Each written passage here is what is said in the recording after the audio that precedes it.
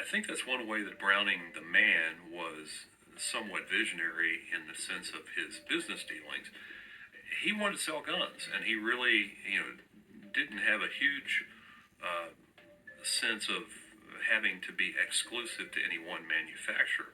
He wanted to sell his designs and wanted to get compensated for that. So he formed a partnership with Fabrique Nationale out of Belgium and made many, many, many transatlantic crossings during the course of that relationship. And that spawned production of these guns today in Belgium, in Portugal, and in many cases the Browning commercial designs that have been mainstays of the company that John Browning founded at that time are produced by Moroku of Japan. John Browning left a legacy that reached far beyond Ogden, Utah. He left a legacy that spanned the globe.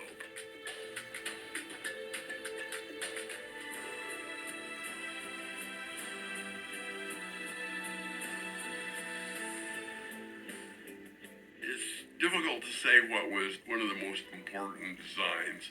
It's like asking which of your children do you love best. Obviously the 92, 94 Winchester rifles were really primary things. But some of the other things were obviously the machine guns, the early Colt machine guns, and things. Obviously the 50 caliber machine gun is still being manufactured and used today very extensively.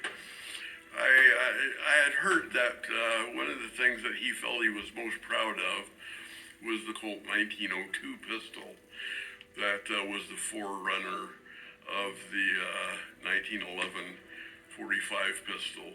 It's a very, very elegant, simple design that essentially dictated the way that all modern semi-automatic pistols are made. John Browning's legacy can't be underestimated. With over 125 design patents, he was the father of sporting and military firearms designed for the 19th and 20th century. Firearms that are still being manufactured today by SIG, by Smith & Wesson, by HK, all can trace little hints and influences from John Browning's myriad of firearms innovations and design. It's truly appropriate to call John Browning a genius in this case, with the same level of elevation that we talk about Albert Einstein in the same terms.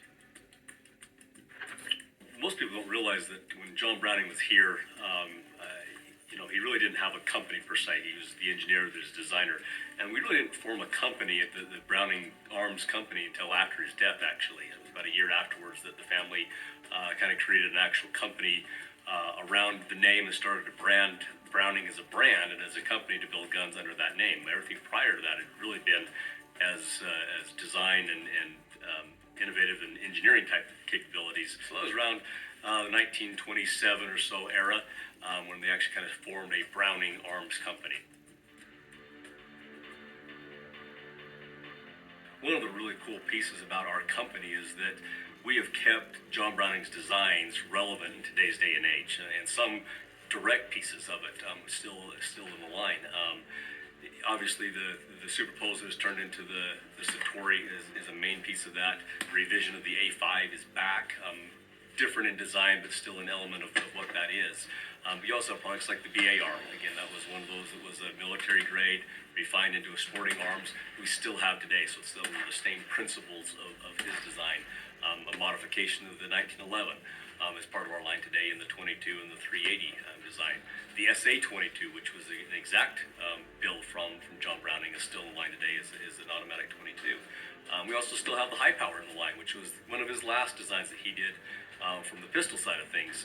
It's slightly revised from what he had originally, but that's still through the line and through the lineage. And so you look at our catalog today, and there are still a pile of products that really have a direct line to either his original designs or at least his original concepts of his designs that are still living in our catalog today.